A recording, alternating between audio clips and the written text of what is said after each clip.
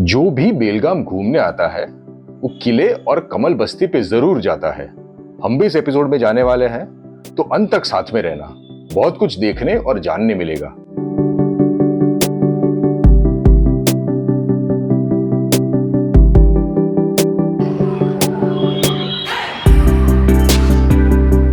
बेलगांव का किला बना था 1204 की साल में और बनाने वाले थे बिचिराज, जो रता वंश के एक अफसर थे। सच कहूं तो जब तक मैंने इस किले के बारे में रिसर्च शुरू नहीं किया तब तक मुझे पता ही नहीं था कि रता वंश करके कोई वंश है। बाद में जाके पता चला कि राष्ट्रकूट वंश की एक धारा है ये।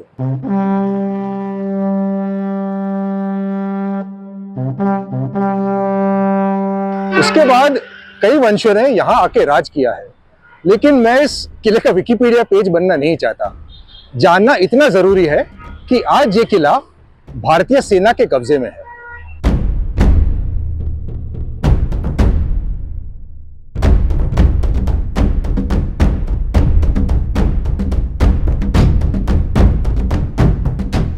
गेट के अंदर जाते ही दो मंदिर है, एक दुर्गा देवी का और एक गणपति का, जिनका रख रखाव सेना करती है।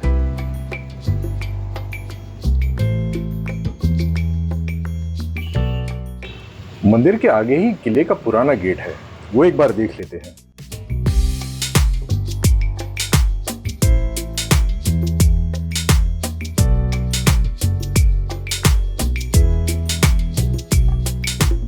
यहीं से दाएं तरफ मुड़ना है और कुछ 5-10 मिनट चल के हम पहुंच जाएंगे कमल बस्ती या कमल बसदी।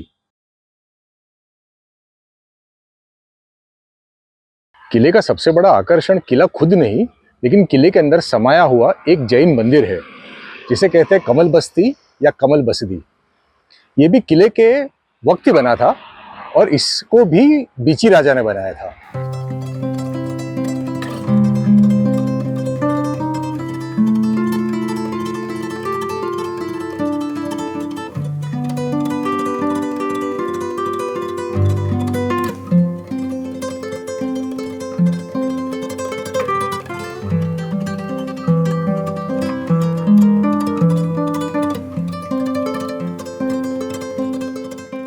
मंदिर के मुख्य देवता है भगवान नेमिनाथ, जो जैनों के 22वें तीर्थंकर थे।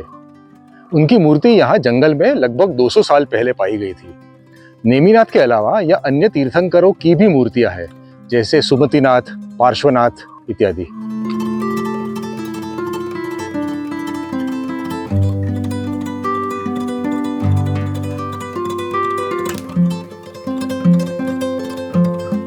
इस मंदिर का नाम कैसे आया, उसकी दो थियरी है। एक थियरी ये कहती है कि कदम वंश की रानी कमला देवी के ऊपर से हो सकता है, और दूसरी थियरी ये है कि इसके छत के ऊपर अंदर की तरफ से एक कमल बना हुआ है, इसलिए नाम आता है कमल बस्ती।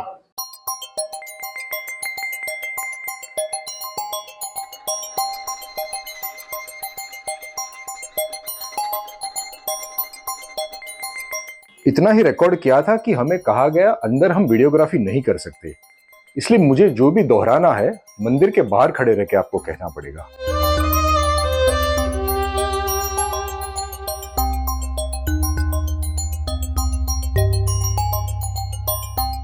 कमल की जो 72 पंखुड़ियां है वो तीर्थंकरों का प्रतिनिधित्व करती है। अब आपके मन में एक सवाल होना चाहिए कि तीर्थंकर तो 24 है और पंखुड़ियां 72, तो गणित कैसे बैठ रहा है? इसके लिए जैनों के पास एक स्पष्टीकरण है। कहते हैं कि पंखुड़ियां भूत के तीर्थंकर, वर्तमान के तीर्थंकर और भविष्य के तीर्थंकर, इन तीनों का प्रतिनिधित्व करती है। यानी 24 गुना 3 ऐसे हुआ 72।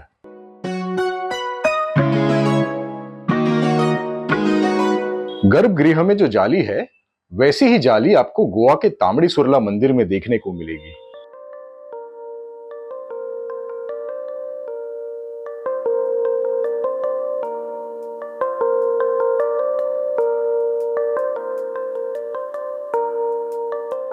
जैन वास्तुकला में अक्सर आपको ऐसी डिजाइनें देखने मिलेगी। खास करके अगर आप दिलवाड़ा जाओगे, जो राजस्थान में है, वहां पर सीलिंग पे ऐसी कई डिजाइनें बनी हुई है। वो ऑफ कोर्स संगमरमर की है।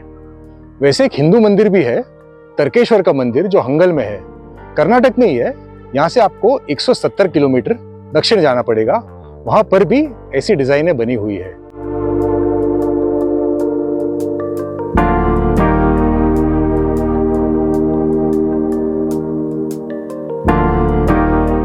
मुखमंडप में दिशा के हिसाब से अष्टदिक्पाल की मूर्ति बनी हुई है। अष्टदिक्पाल यानी दिशाओं के रक्षक, कुबेर, वरुण, इंद्र, यम, ईशान, अग्नि, नैऋत्य और वायु।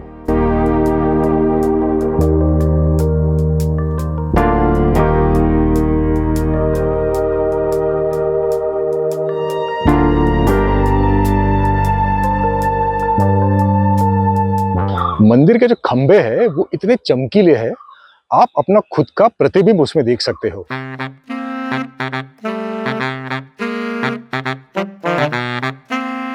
वो जरूर लेथ मशीन से बने होंगे। ऑफ कोर्स उस जमाने में विद्युत से चलने वाला लेथ मशीन नहीं होगा, हाथ से चलने वाला लेथ मशीन होगा, लेकिन जरूर कोई मशीन का उपयोग हुआ है।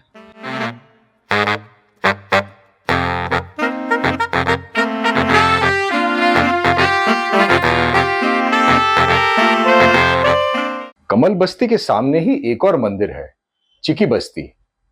वहां एक नजर करके आते हैं।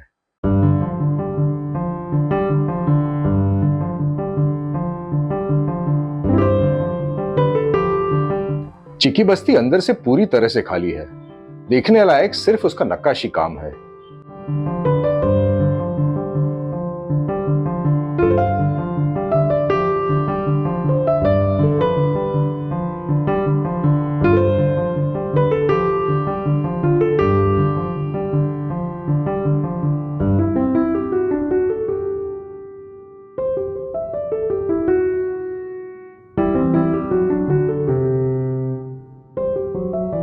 बस्ती के गेट पे ही ये चित्तीदार उल्लू देखने मिले।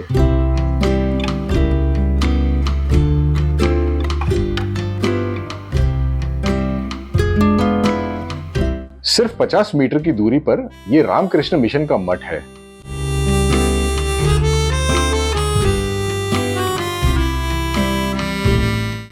यहां की खास बात यह है कि यहां कुछ दिनों के लिए स्वामी विवेकानंद रह के गए थे।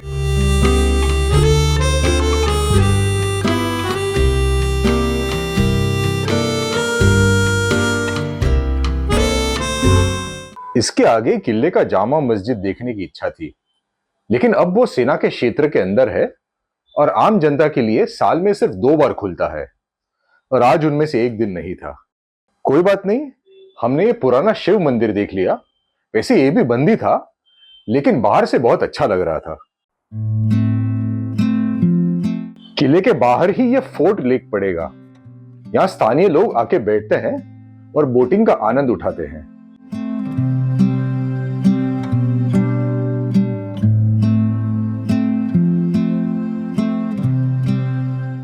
बेलगाम में और भी देखने वाली जगहें हैं, लेकिन वो हम देखेंगे अगले एपिसोड में।